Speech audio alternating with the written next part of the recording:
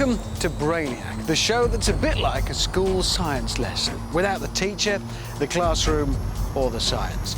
The mad, bad and dangerous on Brainiac tonight. We investigate Britain's most dangerous products.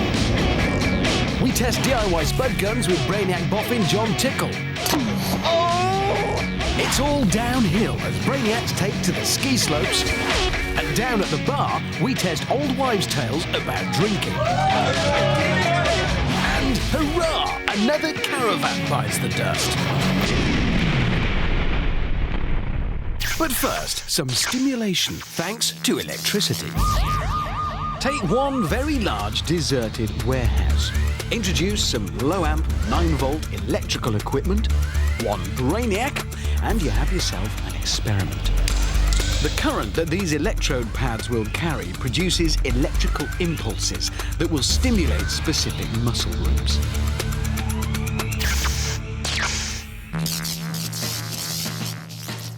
Today, we're experimenting to see if it's possible to juggle raw eggs whilst being electrocuted. Juggling is said to stimulate the brain and body and increase your powers of concentration.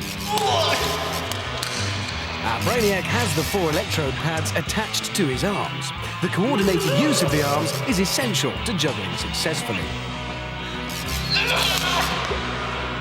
Juggling tends to develop the right side of the brain, which is thought to contribute to awareness, mental agility and creativity. It's claimed that whilst juggling, you can't think about worrying problems or complexities, and therefore you relax. The introduction of an electrical current upsets this Brainiac's ability to control his limbs, and also his ability to relax. Juggling, one more thing you can't do whilst being electrocuted.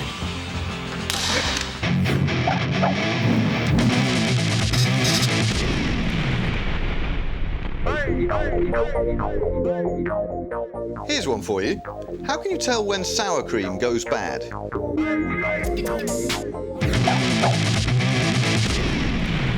Firearms, fast cars and explosives.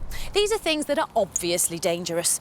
But what about products that at first glance seem completely harmless, like hair care products, underwear and cooking oil? Just how dangerous are they, really? We're going to dress these mannequins with these underpants to find out just which is Britain's most dangerous. OK, Brainiacs, get the kecks on. This is a pair of Grandad's 100% cotton Y-fronts. No self-respecting man under the age of 55 should be seen wearing anything like this. The second type is a pair of satin boxer shorts, normally found on a man who thinks he's as sexy as he was 10 years ago. This third pair is a pair of pure polyester briefs, for some appealing because they come in packs of 6, but actually pack no sex appeal at all. And finally, the classic, novelty underpants. The less said about these, the better, and yes, you know who you are. The way this experiment will work is by attaching this slow-burning ignition cord to the underpants.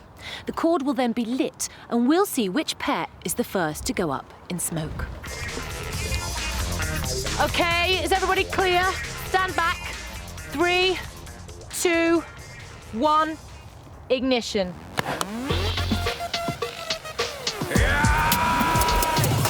Man-made fibres such as nylon and polyester are created from petroleum-based molecules. They tend to burn more easily than natural fibres, which is bad news for our monkey. The cotton is surviving well, and it's only the mannequin that is actually burning. It's much the same with the silk boxers. The polyester pants, however, have performed poorly. But our monkey and his nuts have been well and truly roasted. So there you have it. Britain's most dangerous pair of underpants is the monkey. And just remember, next time you're out shopping for briefs, the old barbecue rule. A burnt sausage is no good to anyone. Join us later in the show when we'll be finding out which is Britain's most dangerous hair care product and which is the most dangerous cooking oil.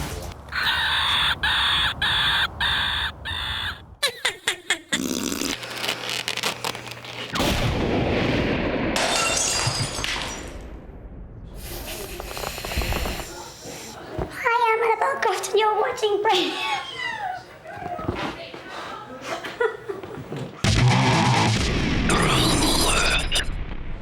Some say you get more drunk if you mix your drinks, or you get more drunk if you drink on an empty stomach, or you get more drunk if you drink through a straw.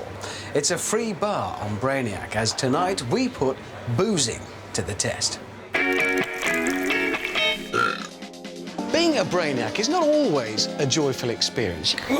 You can find yourself being humiliated, tormented, abused, Dig! shot at, electrocuted, or even hit with a wet fish. However, for every downside, there is an upside. And tonight, Brainiacs get to drink beer. Now, we've hand-picked our subjects, and in true scientific fashion, we're measuring out our drinks very carefully to ensure we get accurate results. There's a bit too much in the one on the right. Sorry. I just thought there was. OK, here's what we're going to do. For this evening, our subjects will be ingesting their alcohol in the usual fashion. It's the controlled evening of drinking. Lager only, 1 pint glasses on a full stomach. They get 4 pints each, and then afterwards they'll be given various drink drive tests. OK, so you have your drinks, Brainiacs. Raise your glasses, please. Let the experiment begin. That means drink. So, first we need to see how they get on when they have this controlled amount of drink. 4 pints is the kind of amount one might have in a moderate long evening's drinking. This is not about getting completely wrecked. We're testing to see if the old wives' tales about drinking are actually true. After their drinks, we're going to be testing them using the American Drink Drive Challenge, also known as the Diana Ross test, after her famous staggering performance at the side of an American highway. OK, it's time for the sobriety test. Here's our first Brainiac to do this. Now, listen to me. This is what I want you to do. You take 9 steps, heel to toe, along this white line. After 9 steps, you turn round on 1 foot and you come back, heel to toe. Got that? OK, in your own time, off you go. You fail this test if you do the following things. The more of them you fail, the more likely it is you're too drunk to drive. I think he stopped while he was walking there, so that's... Lost his balance while he was turning, so that's a cross in there. He's using his arms to balance as well, so... So this Brainiac failed 3 of the 7 tests. OK, that's number 1. OK, bring on the second Brainiac. Who's next? Right, in your own time, off you go.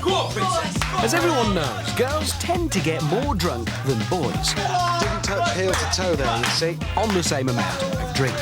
Lost her balance whilst turning. She also used her arms to balance and took the wrong number of steps. 4 tests failed in all. OK, next Brainiac, please. In your own time, begin. Started early. He didn't even listen to the instructions, so he's failed already. This one looks a bit weak-headed to me. He's using his arms to balance as well, so that's gone. Didn't touch heel to toe either. This is pathetic. As I thought, he's the worst for wear, failing 5 of the 7 tests. So that's the first part completed. We've got drunkenness scores for all 3 Brainiacs. The question is, will they feel more hammered tomorrow when they mix their drinks, drink through straws, or booze on an empty stomach? Find out later in the show. This object has been magnified 100 times, believe it or not, it's entirely edible, although for most it is an acquired taste, as it smells a lot like a bad fart. What do you think it is? We'll tell you in a few moments.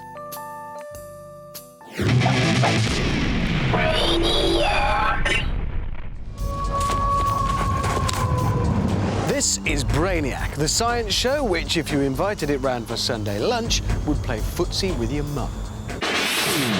Still to come. Deep breaths, everybody. We're down at the lab checking out big lungs. And do you really sneeze at 100 miles an hour?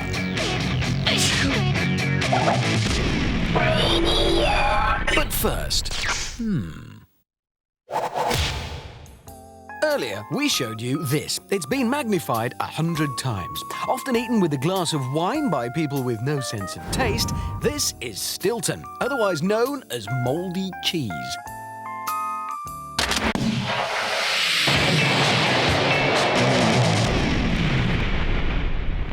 We're here at the Brainiac firing range, but before we put our two Spud guns head to head, let's have a look at how our back garden ballistics fruit and veg challenge went. Using a few tubular-shaped crisp packets and a small amount of lighter fluid, we managed to create our very own mini mortar. But what's a launcher without a missile? We fired a tennis ball, an orange. We tried to fire a Spud, but it was rubbish. The best performer, though, was the mighty Granny Smith. It blitzed the opposition by a good 7 metres. We're here today at the battle of the two biggest Spud guns you're ever likely to see. They use different forms of propulsion. This one uses hairspray. It's actually the butane in the hairspray that gives all the power to the explosion. This gun uses compressed air as its power source. When I turn this valve, 40 pounds per square inch will come shooting up this barrel. Will it be compressed air or hairspray that wins the day?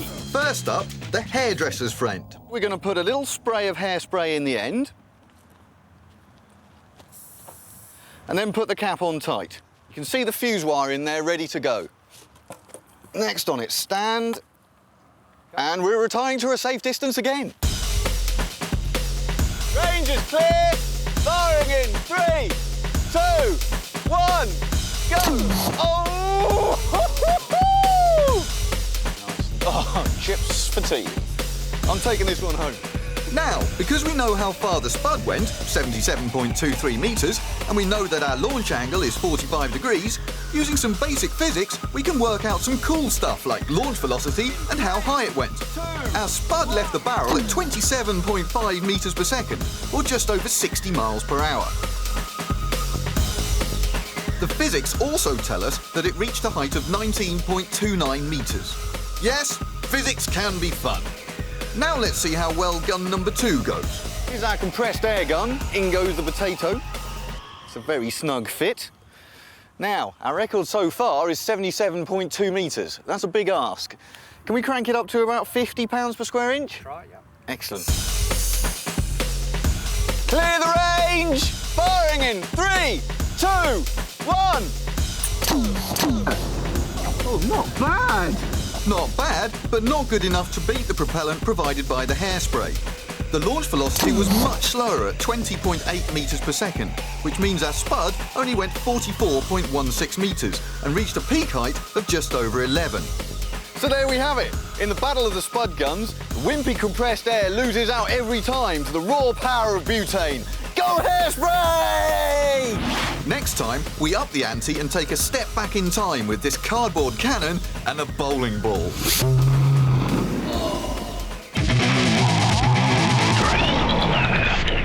You join us on day 2 of the Great British Brainiac Alcohol Test, a public service that we willingly undertake on behalf of the nation. Last night, each of these 3 Brainiacs consumed 8 units of alcohol. That's 4 pints of lager to you and me. They each then underwent an American sobriety test to see how drunk they were, and I have the results of those tests here. You all right, Brainiacs? Recovered from last night? Yeah. Good? I don't really care, because it's time to do it all over again. Here's what's going to happen. Tonight, each Brainiac will consume exactly the same number of units of alcohol as they drank last night. But, and here's where the science comes in, this time, this Brainiac will be drinking on an empty stomach. This one will be drinking through a straw. And this one will be mixing her drinks. Brandy, rum, whiskey, cocktails, the lot. The question is, will these 3 feel more drunk than they felt last night? OK then, Brainiacs, if you're ready for the second time, please let the drinking begin. Drinking through a straw means the alcohol is absorbed in your bloodstream quicker. Because you inhale some of it while swallowing, it comes through your lungs and mucous membranes, where it's absorbed more easily. But it does take longer to drink, which also means your body gets longer to process it, so you may get less drunk, not more. When you drink, 20% of the alcohol is usually absorbed in the stomach, and the remainder in the intestines. If you haven't eaten anything, the percentage absorbed in the stomach increases, so you get drunk quicker. When you mix drinks, it's not the combination which has the effect, but the type of alcohol. The stronger a drink is, the higher the alcohol concentration and the more quickly it's absorbed. Time now for their second go at the test. Right, Brainiac number 1, step forward, please. This is your walk and turn test. I want you to take 9 steps, heel to toe along this white line, turn on 1 foot and come back again. Are you ready? You feeling okay? Good. Right, in your own time. Come on then. Last night on 4 pints of lager, this Brainiac failed 3 of the tests. Very good. Apart from using his arms to balance. It's not perfect, but it's not bad. Very good. This time, after drinking through a straw, he only fails 1 of them. He's actually less drunk this time around. Brainiac number 2, please. Empty stomach. Let's have you next. Back again, heel to toe. OK. Thrash one out, boy. Go on, let's have a work. Started early. His feet are together. And he stopped. This is rubbish. Oh, the man's in a state. This Brainiac failed 5 of the 7 tests yesterday when he had a full stomach. Arms to balance. With the same amount of lager on an empty stomach, he fails all 7. OK. That was rubbish. Brainiac number 3. If you'd like to step forward, please. Off you go. This Brainiac failed 4 of the tests when she drank just lager. She stopped while she was walking there. That's a fail. Nope, she's lost her balance. And she's used her arms to balance. It's all gone wrong. She didn't take the right number of steps. Now she's mixed her drinks, but amazingly she fails the same number of tests, 4 in all. OK, and that concludes our experiment. And I have the results here, scientifically analysed, and I can tell you that they prove this. That mixing your drinks doesn't necessarily make you more drunk. That drinking through a straw, apparently, makes you less drunk. And that drinking on an empty stomach makes you more drunk. But above all else, we have proven one thing. Drinking alcohol makes you drunk. And that alone makes the whole exercise worthwhile. So thank you, Brainiacs. Mine's a pint. Where is it?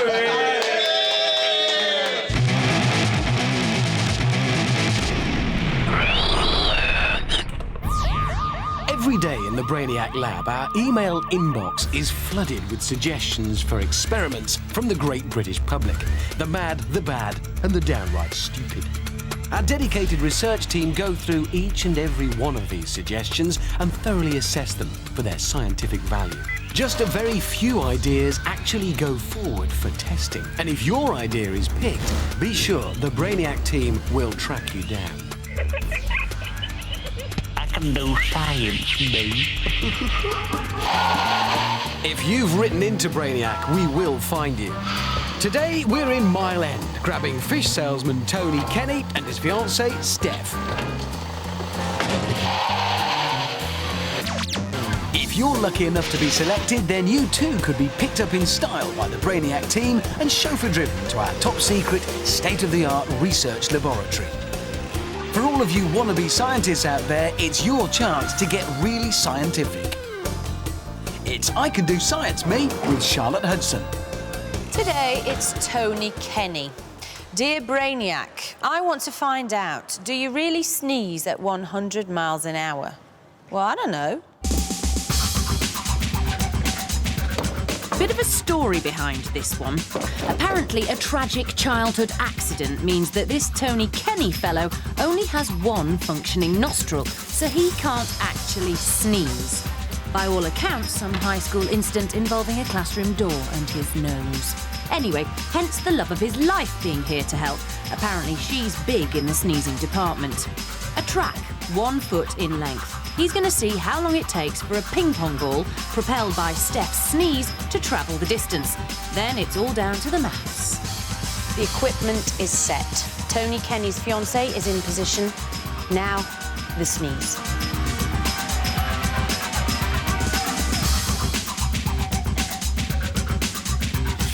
This should be the easy bit. Apparently, this Steph gets hay fever.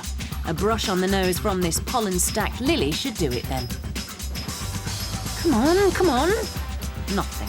Maybe she's not hay feverish after all. Or maybe she's just not trying. A feather then. That should tickle the nostrils into an involuntary explosion. OK, you know, I'm not sure she's the right person for this. A face full of pepper, that should do it. It always works in cartoons. Oh, come on, woman. Snuff is designed for the purpose. That must have the desired effect.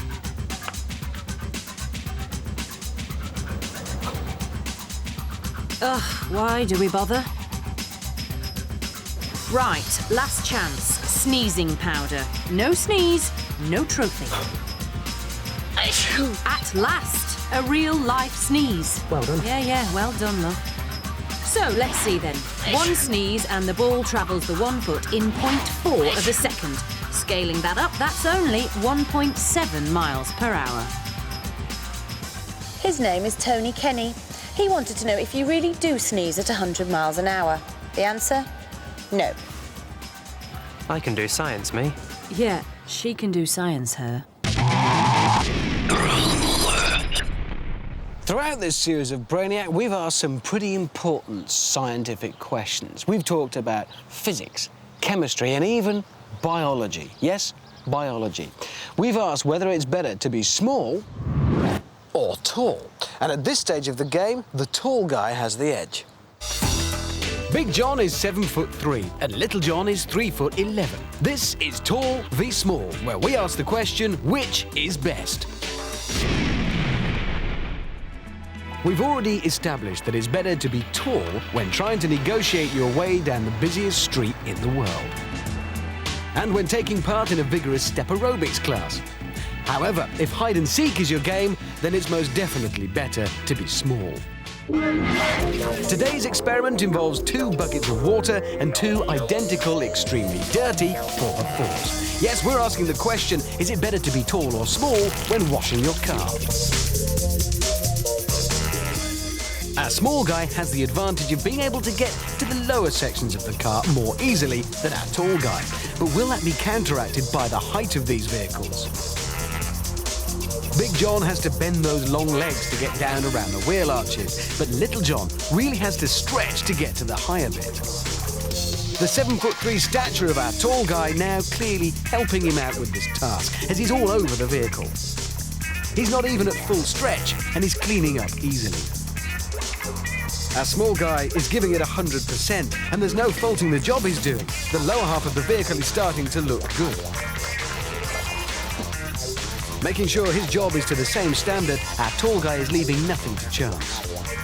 Little John taking a step back to admire his work. No, looks like he's conceded. He's thrown in the towel, or sponge in this case. So we have a result. When it comes to washing cars, it's better to be tall.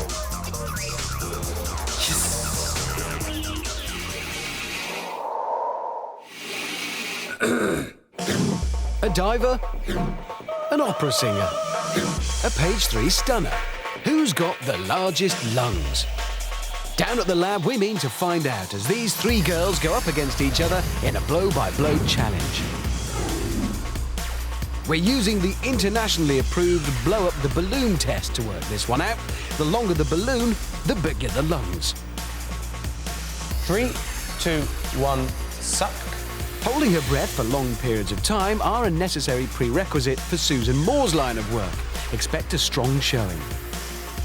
Phoebe Rudamino is used to drawing in lungfuls of air to hit the long high notes favoured by Wagner. In any other race, she'd be the favourite. While Lindsay Dawn Mackenzie has been modelling for 10 years. The question is, will big breaths mean big breaths? 3, 2, 1, blow. And hold. Last little bit, just hold that for me. And we've got a great 8 inches there. And we have a 7-inch blow here. Oh, a nice handful over here. We've got 7.5 inches. And the results, the person with the biggest lungs is deep sea diver. So there it is, official confirmation. Deep sea divers have the largest lungs.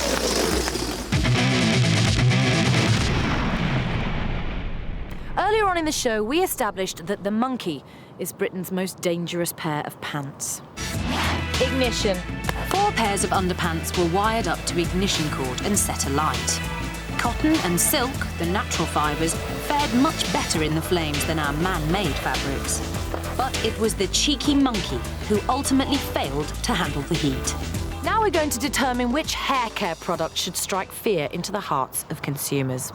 We've kitted out these fine Brainiac mannequins with state-of-the-art mid-80s mullets, and to each mullet we'll be applying a different hair care product. This one, gel. This one, hairspray. And this one, mousse.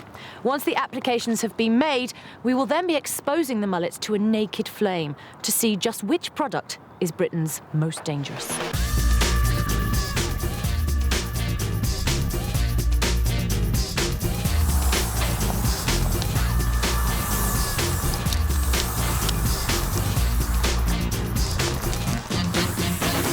Okay, everything's in place.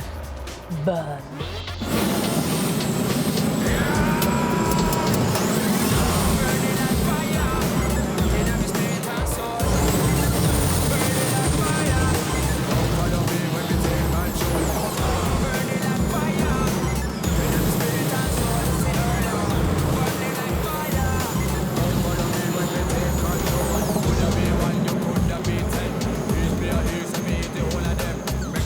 So, after our special treatment, the moussed mullet now looks more like a mod.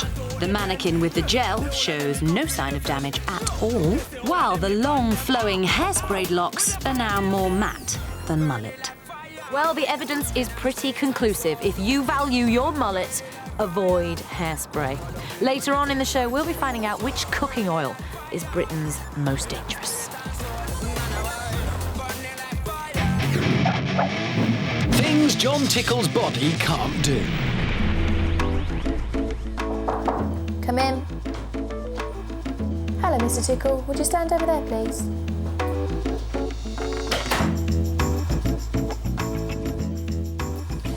Now, Mr. Tickle, I'd like you to do this. Okay, and now I would like you to wiggle this finger. When you cross hands, the brain is unable to distinguish between the fingers because its sense of spatial awareness has been disabled by their interlocking position. It's unable to determine which hand is which. Sorry, nurse, I can't do that. One more thing Jon Tickle's body can't do. What happens when it snows and you haven't got a sledge? Well, black bin liners, school anoraks, grandma's favourite tea tray, we've tried them all. But just what is Britain's best DIY sledge?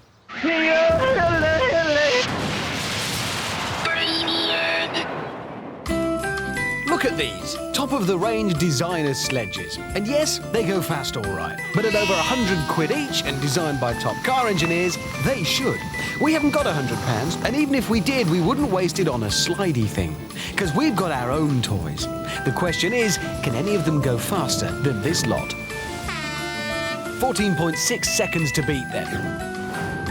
First up, the ironing board. Cost £8. The stand, surplus to requirements, of course, and the foam cover would just mean unwanted drag. However, despite its sledge-like shape, the ironing board failed to live up to expectations. This paddling method the only way to get it down the slope.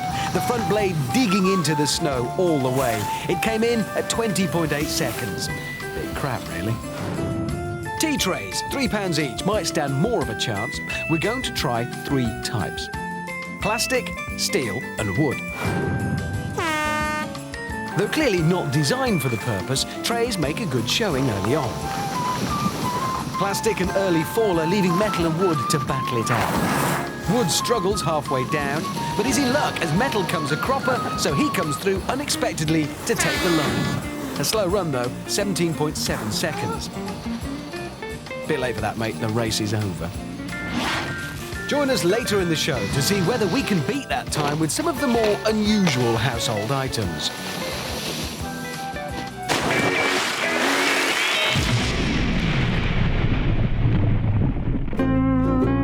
Which fruit floats?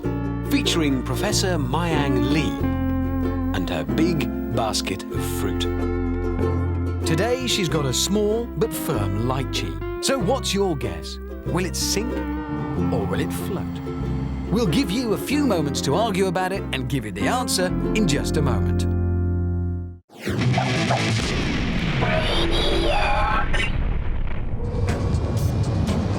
This is Brainiac, the science show that still gets its mum to wash its underpants. Still to come, more pub science as Dr. Bunhead nips out for a swift half. And Jon Tickle goes off in search of ghosts.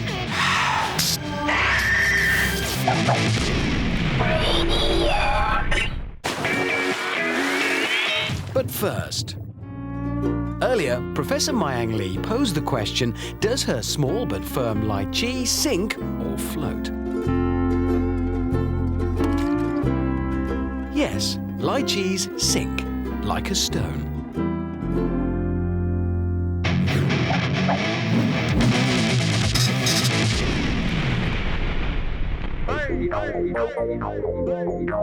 Here's one for you. What shape would chairs be if our knees bent the other way?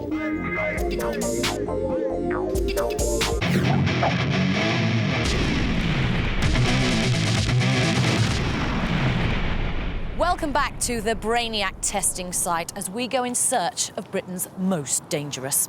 Already, we've discovered using this ignition cord that these are Britain's most dangerous pants. And by using a flamethrower, we've discovered that hairspray is a lethal combination with a mullet. Now it's time to find out which cooking oil is Britain's most dangerous. Every year in Britain, cooking oils cause an enormous amount of house fires, most often when people come home from the pub with the munchies and fancy a fry-up. We have 3 different types of cooking oil which we're placing in pots on these gas burners. We're going to turn up the heat and see what happens. The humble chip or fat pan causes more fires than any other method of cooking.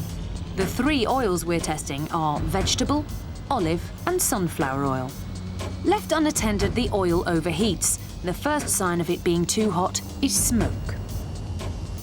If the temperature continues to increase, the vapour eventually bursts into flame. This can happen in a matter of minutes. So you can clearly see that sunflower oil is Britain's most dangerous cooking oil. It's reached flash point, which means that the gas coming off the oil is able to be ignited. Now, one of the worst things you can do to put out this type of fire is to throw water on it. In fact, you could say that it's Britain's most dangerous way of extinguishing this type of fire. Water is bad because as soon as it hits the oil, it turns to steam, which expands. This also causes the vapour to expand. And because it's the vapour that burns, it becomes a massive fireball. So even though the sunflower oil burst into flames first, all cooking oils should be treated with respect, unlike novelty underpants and mid-80s mullets.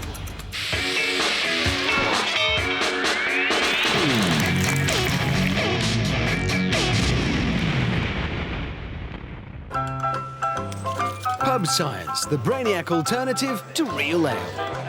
I bet you, and you'll really like this, I can balance all this cutlery on your body with just a cork and 2 matchsticks.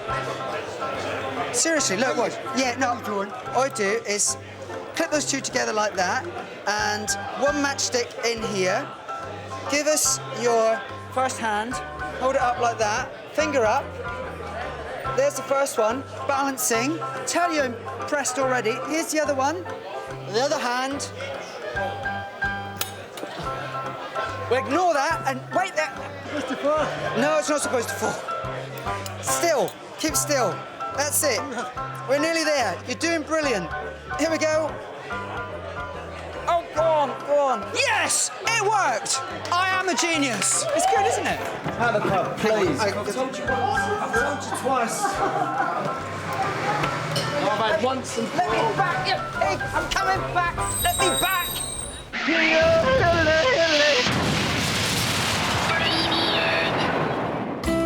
Back to the piste. The question we're asking is, can we beat these top-of-the-range designer sledges down a slope by using some cheap household bits and pieces as homemade sledges? So far, no luck. The ironing board, 20.8 seconds. And the fastest tea tray we could find only managed 17.7 seconds. Before the next run, some of those homemade sledges that didn't make the grade. This 2-man operation, towing a Brainiac in a wetsuit, was quick, but with only one of them actually crossing the line, it doesn't score. The boiler insulating cover started promisingly, but then went into a bit of a spin halfway down. Sideways rotation, not the best way of descending a hill. The suitcase and the office packing case, in truth, never really got going. None finishes both. So, last up, a large inflatable armchair, the inner tube from a lorry tyre, and a blow-up girl. On your rubber, get set, go! And, well, that's it for the girl. Her chances vanish with an undignified pop. But the tyre's off like a rocket, and while the armchair suffers a spectacular fall, the inner tube keeps going. 14.6, the Sledge's time to beat, and yes, he's done it! A magnificent 13.9 seconds. So if it's speed you want and you don't mind looking a prat, steer clear of ironing boards, tea trays, cases and covers. Pack a lorry inner tube for the slopes on your winter holiday.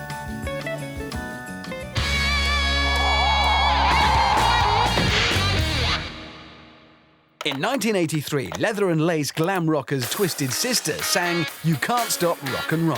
But we here at Brainiac don't like to be told anything. Nunchucks can spin well over 2,000 times a minute. At that speed, they should make short work of stopping the glam rockers. Respecting your opponent is important in martial arts, but you shouldn't let that stop you from doing the job at hand.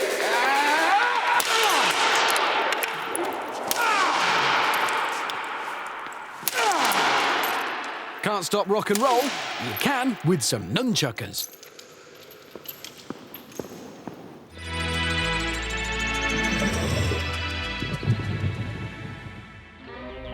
How many black spots can you count in the following diagram?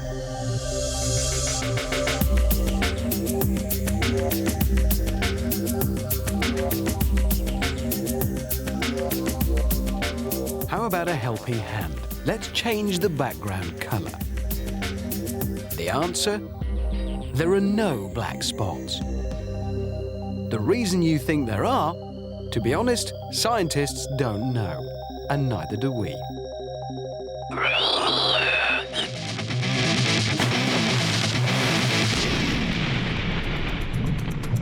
What should you do if you're so busy working 9 to 5 that you fail to realise global warming has your office looking like this? Hello. Before long, you know you'll be in over your head and you need to grab something to keep you afloat. This experiment aims to tell you what you should and should not grab. So far, the things to avoid list looks like this. PC monitors are no good, nor are storage boxes made of cardboard. However, anything that has air trapped in it works a treat, like padded envelopes. As the office supplies dwindle, so too does our Brainiac's choice. Well, there's the alarm that signals the office evacuation procedure. Which object will he go for? And he's gone for 2 reams of paper. I'm not sure about this. Paper is made of wood, and wood does float, but I don't think he'll have much success here. Now look at that. Quite clearly, he's struggling to keep his head above water. Reams of paper, another office product you should avoid if caught out by global warming.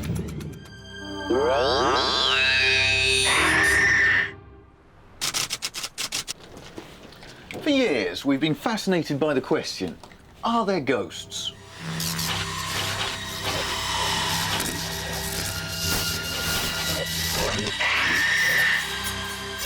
With me, I have my special Brainiac ghost detecting kit.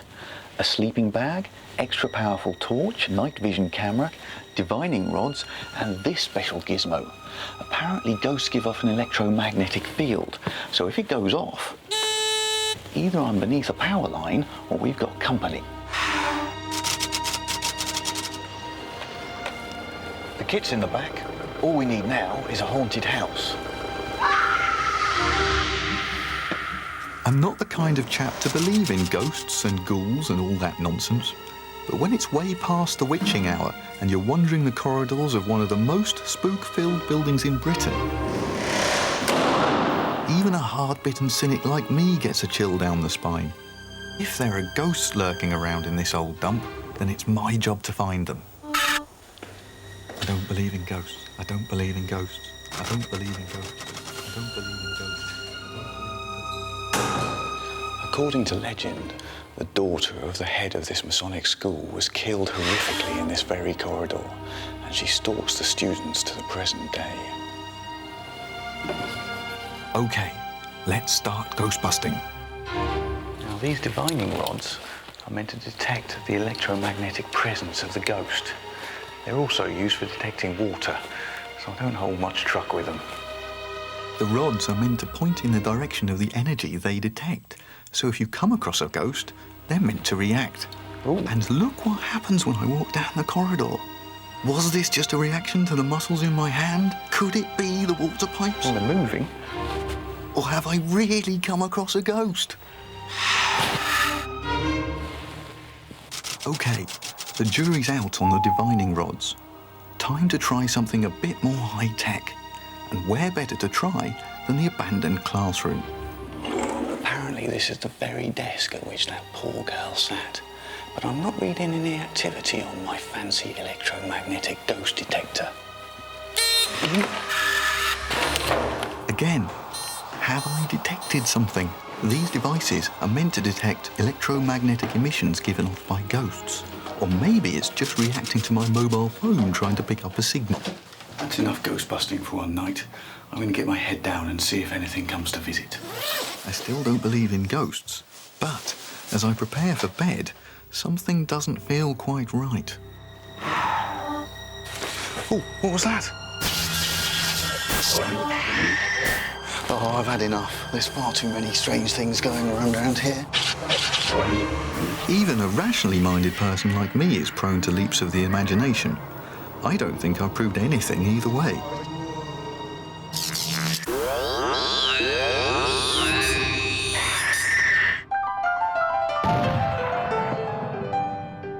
Welcome back to what's proving to be a very exciting finish to this special Brainiac snooker match. Quintin Hann is looking at a 147. He just has 4 balls to pot and 4 bangs to endure. Of course, there's more to this table than meets the eye. We don't like caravans, but we do like blowing them up. In Brainiac snooker, the last 6 balls trigger an explosion. Each pocket is wired to a caravan filled with some sort of explosive gas or substance. In this frame, we've already seen a propane explosion with the yellow. Quintin nearly missed the green, but it did drop and set off a butane bang. He doesn't seem to have been fazed by the explosions, but it's fair to say that our Brainiac is not so relaxed. He should be, though, because all he's done in this match is sit there and watch. So, to move on to 129, Quintin needs to pop the brown into a middle pocket. The caravan is filled with acetylene and oxygen, so it should be a bigger bang than we've seen so far. 129.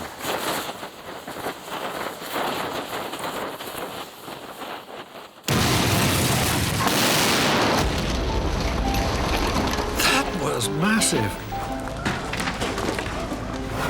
These brilliant images are from a special high-speed camera that shoots at 1,000 frames per second.